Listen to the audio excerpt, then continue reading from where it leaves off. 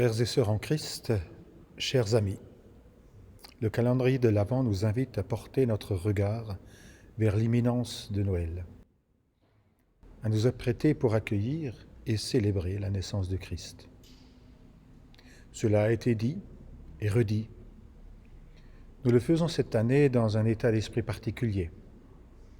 Nous le faisons alors que nous sommes toujours en prise avec cette crise pandémique qui nous occupe, nous préoccupe, nous fatigue, nous lasse, nous déprime et peut-être nous angoisse. En tout cas, qui nous empêche de vivre et de partager bien des choses essentielles à nos existences.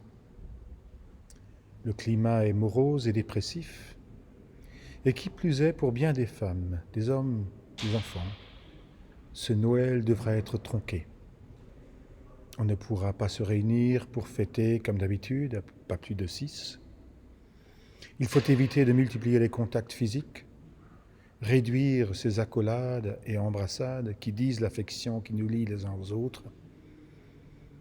Non seulement cette crise confronte notre monde et notre humanité à ses fragilités, et du coup met en prise chacun de nous avec sa propre vulnérabilité, mais qui plus est, nous appréhendons ce temps qui a vocation à laisser scintiller la joie et l'espérance, comme un regret.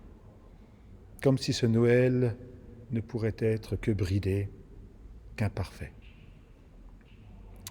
Or, l'évangile de Noël nous annonce qu'à Bethléem, Dieu a accueilli nos fragilités et pris sur lui notre vulnérabilité. Il l'a fait en prenant le chemin de l'humain, en devenant lui-même comme un nourrisson, fragile, vulnérable, tributaire de la bienveillance d'autres. Ainsi à Noël, Dieu nous rejoint, il mêle sa présence à la nôtre, il s'inscrit lui-même définitivement comme un événement au cœur de l'histoire des humains.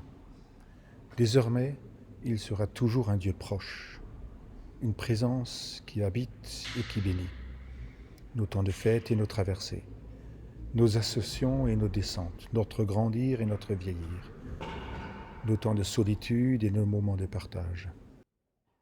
Ainsi aussi, à Noël, Dieu se fait promesse. Promesse d'avenir, promesse de salut, une promesse qui ouvre un espace de confiance, une promesse porteuse d'espérance. Avec cette présence qui se mêle à la nôtre, par cette promesse porteuse d'espérance, l'essentiel est donné à chacun.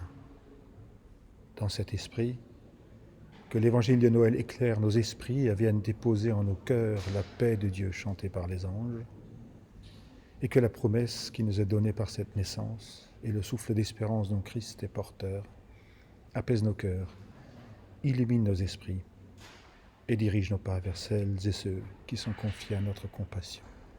Que Dieu vous bénisse. Joyeux Noël.